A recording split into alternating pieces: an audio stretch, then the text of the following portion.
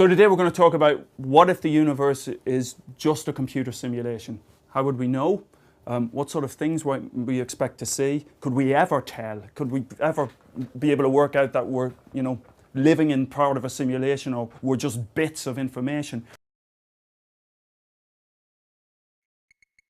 Of course, there's the Hitchhiker's Guide to the Galaxy, where, for example, the Earth was just a massive computer program and all the people on it formed part of, how did they put it, the organic matrix. There's the matrix, of course, itself, which is a really, really intriguing idea, really intelligent concept, let down by some bloody awful acting. It's a fascinating concept for anybody. Are we living in a simulation? And it stretches all the way back. It's a thorny philosophical issue. So there's a whole sort of subfield of physics now called digital physics, where physicists and computer scientists are getting together. And the idea is that the fundamental basis of reality, the fundamental basis of physics, is not energy, it's not matter, it's information. And there's a guy called JON back in the 70s had this wonderful phrase called "it from bit."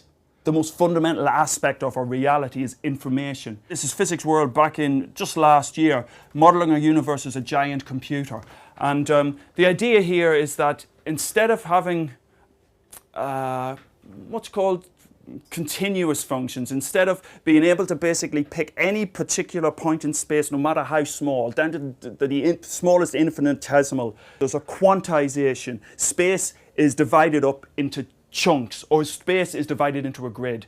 And that's really reminiscent of things that were happening again back in the 70s, but have been, obviously developments in the decades since then, where there's something called Conway's game of life, which is a really, really neat example of how simple rules, very simple rules, can give rise to complexity.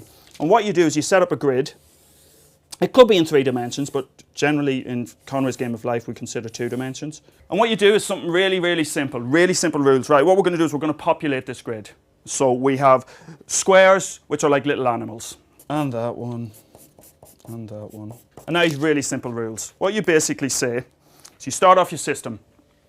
And what you're going to do is each time round, we get a computer to do this, but there's no reason, if you were suitably inclined and had nothing better to do with your life, that you couldn't do with just pen and paper. You look at this one, you look at each animal or each cell, let's call them cells, in the grid. And you say, look at how many neighbours it's got. And then you have very simple rules. If it's got 0 or 1 neighbours, it dies out of loneliness. If it's got more than 4 neighbours, it dies out of overpopulation, overcrowding. And if it's got 2 or 3, then it's happy.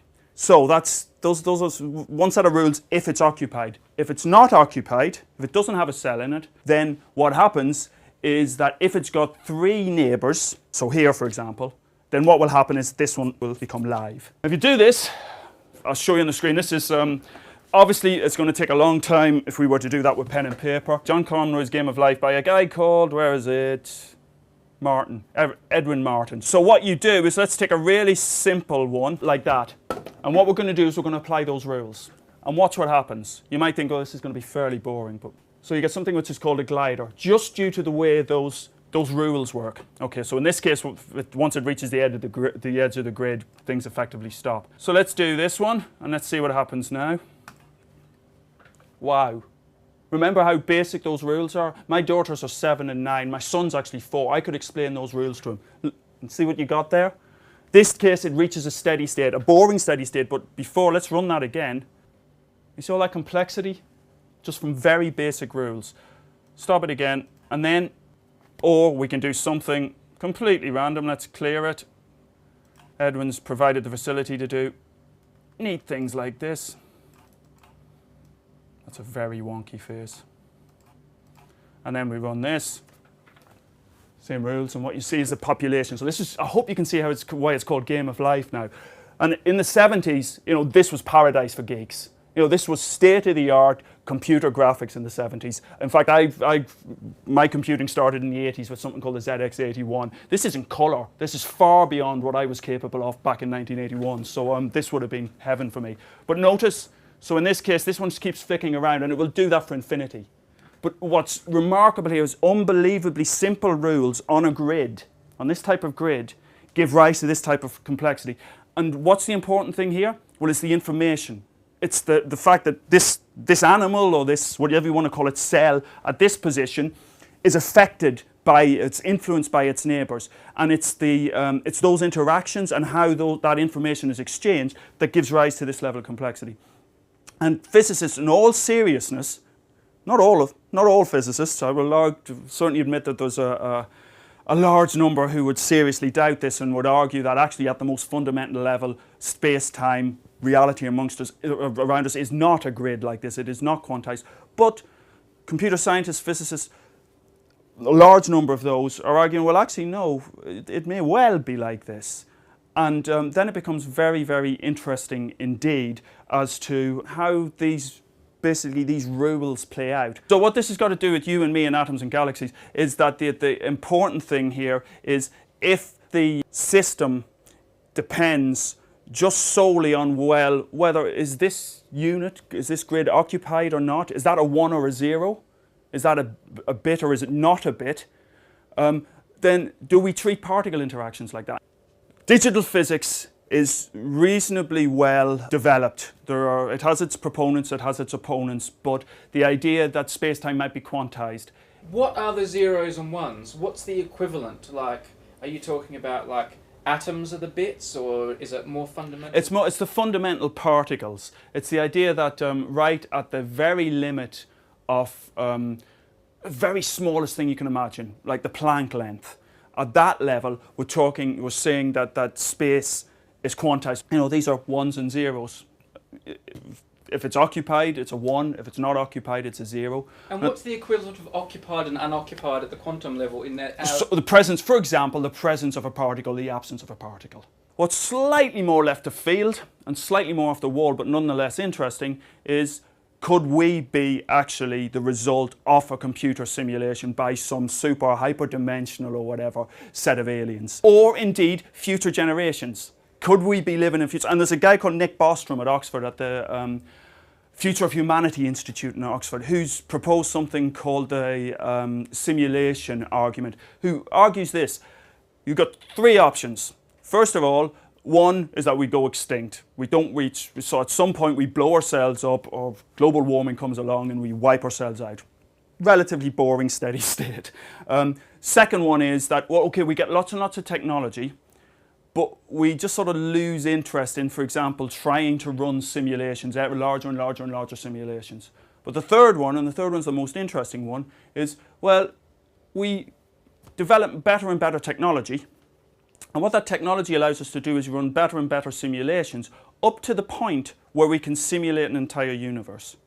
If you can simulate an entire universe, and if really what matters right at the bottom end of this is whether you fill a grid with 1s and 0s, that's computing, then, and if our consciousness and our sentience stems from that, then what you'll do is you'll create sentient beings in a supercomputer.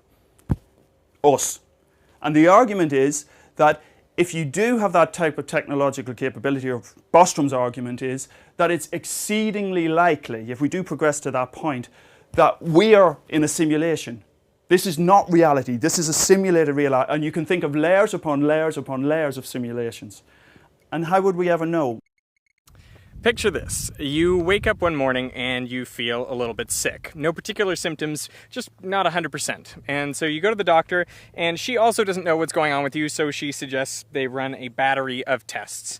And after a week goes by, the results come back. Turns out you tested positive for a very rare disease that affects about 0.1% of the population. And it's a nasty disease, horrible consequences. You don't want it. So you ask the doctor, how certain is it that I have this disease? And she says, well, the test will correctly identify 99% of people that have the disease and only incorrectly identify 1% of people who don't have the disease. So that sounds pretty bad. I mean, what are the chances that you actually have this disease? I think most people would say 99% because that's the accuracy of the test. But that is not actually correct. You need Bayes' theorem to get some perspective.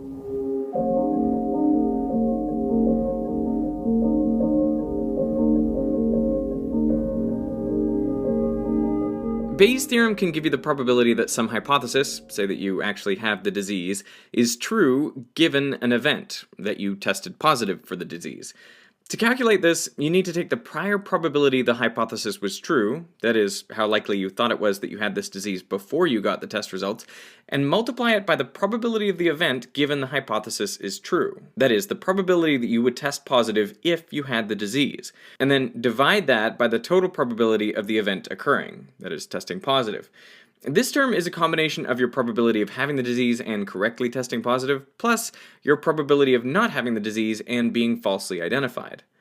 The prior probability that a hypothesis is true is often the hardest part of this equation to figure out, and sometimes it's no better than a guess. But in this case, a reasonable starting point is the frequency of the disease in the population, so 0.1%.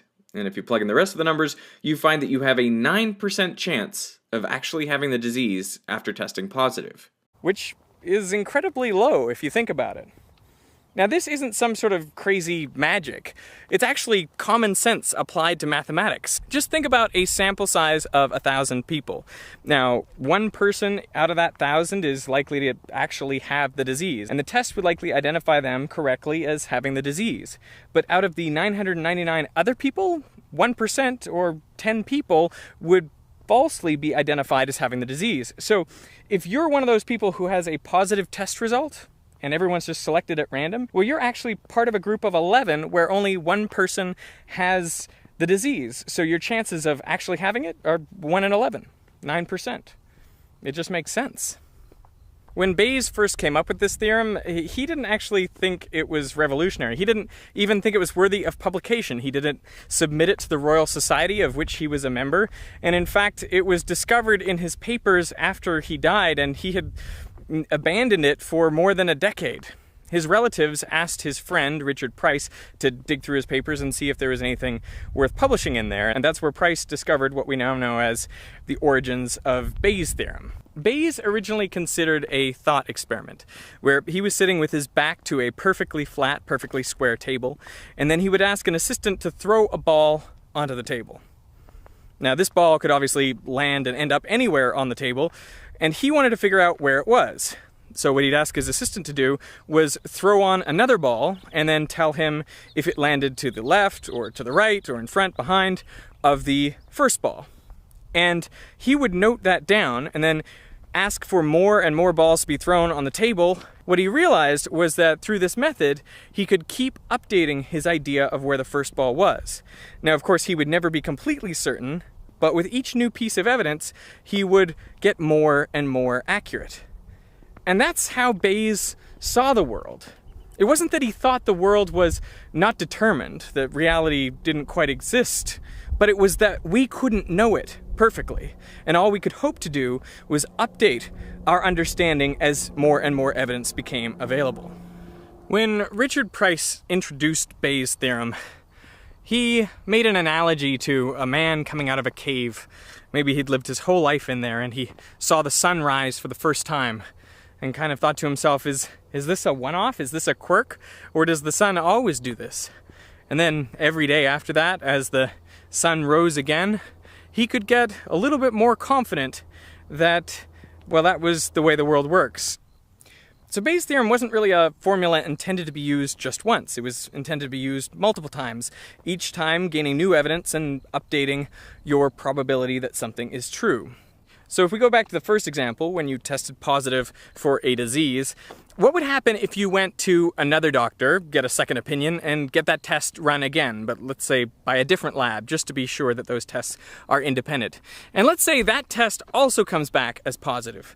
Now, what is the probability that you actually have the disease? Well, you can use Bayes' formula again, except this time, for your prior probability that you have the disease, you have to put in the posterior probability, the probability that we worked out before, which is 9%, because you've already had one positive test. And if you crunch those numbers, the new probability based on 2 positive tests is 91%. There's a 91% chance that you actually have the disease, which kind of makes sense. 2 positive results by different labs are unlikely to just be chance. But you'll notice that probability is still not as high as the accuracy, the reported accuracy of the test. Bayes' theorem has found a number of practical applications, including notably filtering your spam. You know, traditional spam filters actually do a kind of bad job. There's too many false positives. Too much of your email ends up in spam. But using a Bayesian filter, you can look at the various words that appear in emails and use Bayes' theorem to give a probability that the email is spam, given that those words appear. Now, Bayes' theorem tells us how to update our beliefs in light of new evidence, but it can't tell us how to set our prior beliefs. And so it's possible for some people to hold that certain things are true with 100% certainty, and other people to hold those same things are true with 0% certainty. What Bayes' theorem shows us is that in those cases, there is absolutely no evidence, nothing anyone could do to change their minds. And so as Nate Silver points out in his book, The Signal and the Noise, we should probably not have debates between people with 100% prior certainty and 0% prior certainty because, well, really, they'll never convince each other of anything. Most of the time when people talk about Bayes' theorem, they discuss how counterintuitive it is and how we don't really have an inbuilt sense of it. But recently my concern has been the opposite, that maybe we're too good at internalizing the thinking behind Bayes' theorem. And the reason I'm worried about that is because I think in life we can get used to particular circumstances. We can get used to results, maybe getting rejected or failing at something or getting paid a low wage. And we can internalize that as though we are that man emerging from the cave and we see the sun rise every day, and we keep updating our beliefs to a point of near certainty, that we think that that is basically the way that nature is. It's the way the world is, and there's nothing that we can do to change it. You know, there's Nelson Mandela's quote that everything is impossible until it's done. And I think that is kind of a very Bayesian viewpoint on the world. If you have no instances of something happening, then what is your prior for that event? It will seem completely impossible. Your prior may be 0 until it actually happens. You know, the thing we forget in Bayes' theorem is that our actions play a role in determining outcomes and determining how true things actually are. But if we internalize that something is true and maybe we're 100% sure that it's true and there's nothing we can do to change it, well, then we're going to keep on doing the same thing and we're going to keep on getting the same result. It's a self-fulfilling prophecy. So I think a really good understanding of Bayes' theorem implies that experimentation is essential. If you've been doing the same thing for a long time and getting the same result that you're not necessarily happy with, maybe it's time to change. So is there something like that you've been thinking about? If so, let me know in the comments.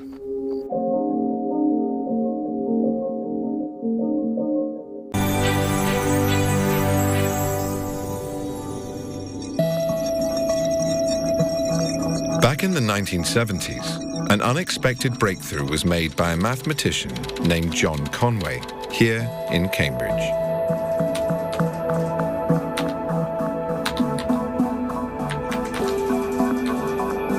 He devised something called the game of life, a simple simulation that shows how a complex thing like the mind might come about from a basic set of rules.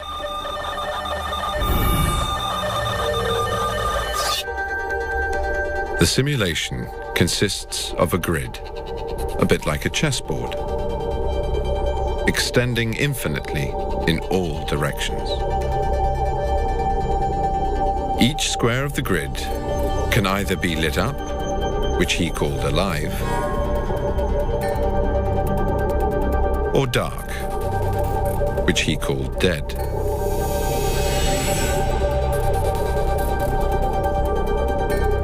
Whether a given square is dead or alive depends on what is happening in the 8 other squares that surround it.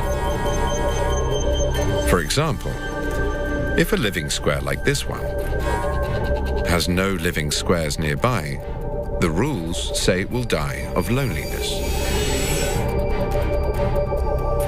If a living square is surrounded by more than 3 other living squares, the square will also die of overcrowding.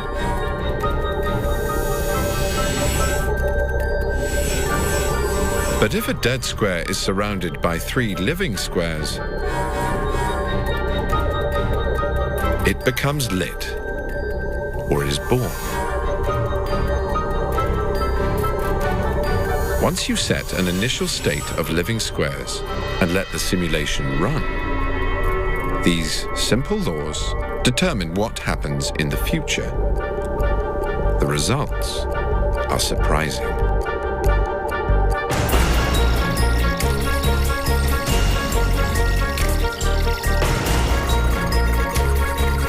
As the program progresses, shapes appear and disappear spontaneously.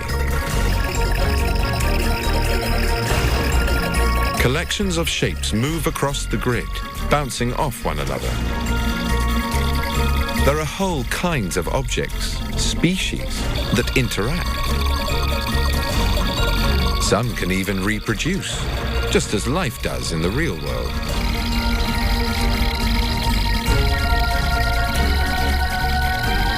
These complex properties emerge from simple laws that contain no concepts like movement or reproduction.